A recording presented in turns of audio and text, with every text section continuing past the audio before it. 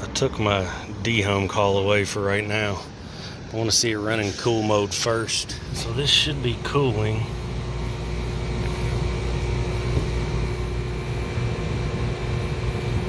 That's my motor master.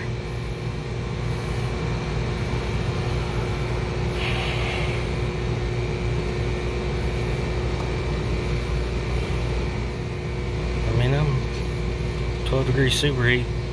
Expansion valve seems to be what it's doing what it's supposed to. That one's dropping. It's trying to find its way. You can see that expansion valve move as the superheat drops and the suction line temp comes up. So it may hunt for a bit, but I'm not terribly concerned about these numbers